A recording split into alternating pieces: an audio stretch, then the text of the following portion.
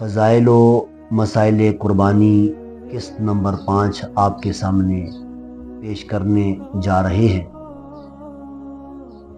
سابقہ اقساط کے اندر آپ کے سامنے قربانی کے فضائل اور مسائل بیان کیے گئے، اور انشاءاللہ آج بھی انتہائی مختصر اور اختصار کے ساتھ آپ کے سامنے چند مسائل پیش کیے جائیں گے جنہیں لازمی سماعت فرمائیں۔ پہلا مسئلہ قربانی کے جانور کے سینگوں کے حوالے سے ہے۔ وہ جانور کہ جس کے سینگ ہیں ہی نہیں یا سینگ ہیں لیکن ٹوٹے ہوئے ہیں، ایسے جانور کی قربانی کرنا جائز ہے۔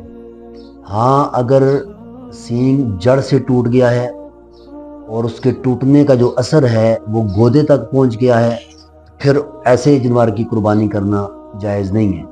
لیکن اگر صرف سینگ ٹوٹا ہوا ہے اور یا جڑ سے شروع سے ہے ہی نہیں ہے وہ اس کا سینگ، تو ایسے جانور کی قربانی کرنا جائز ہے۔ اسی طرح جو خسی جانور ہوتا ہے اس کی قربانی کرنا بھی جائز ہے، کیونکہ اس کا گوشت لذیذ ہوتا ہے، اور نبی کریم علیہ الصلوۃ والسلام سے یہ ثابت ہے کہ آپ نے 2 مینڈے ان کی قربانی کی۔ وہ 2 مینڈے ایسے مینڈے تھے کہ جو اسی صفت والے تھے، لہذا اس کی قربانی کرنا بھی جائز ہے۔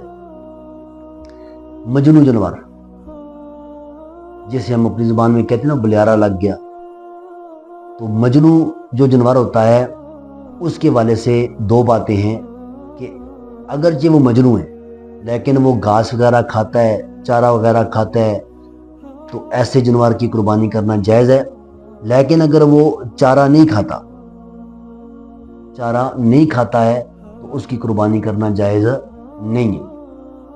اچھا، ایسے ہی وہ جانور کہ جس کا کان ہی نہ ہو تو اس کی قربانی کرنا جائز نہیں۔ وہ جانور کہ جس کے کان کٹا ہوا ہو، جس کا اکثر حصہ کٹا ہوا ہو، جب اس کی قربانی جائز نہیں ہے، تو جس جانور کا سرے سے کان ہو ہی نہیں تو اس کی قربانی بدرجہ اولا ناجائز ہوگی۔ لیکن وہ جانور کہ جس کا پیدائشی طور پر چھوٹا کان ہے، بعض جانور ہوتے ہیں کہ جن کے کان چھوٹے ہوتے ہیں تو اس میں کوئی حرج نہیں ہے، ایسے جانور کی قربانی کرنا جائز ہے۔ قربانی کی کھال کے حوالے سے مسئلہ، قربانی کی کھال کا کیا کیا جائے؟ بعض لوگ قربانی کی کھال کو کسائی کو مزدوری کے اندر دے دیتے ہیں، تو یہ درست نہیں ہے۔ قربانی کی کھال کو خود آپ استعمال کر سکتے ہیں۔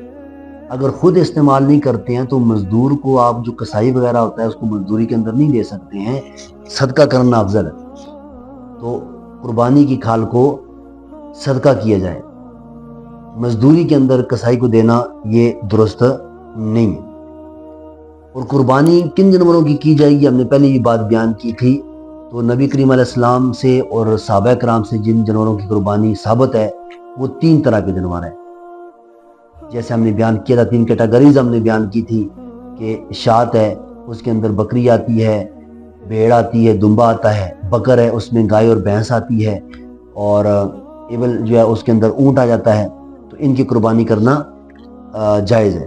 اس کے علاوہ جو جانور ہیں ان کی قربانی نہیں کی جائے گی۔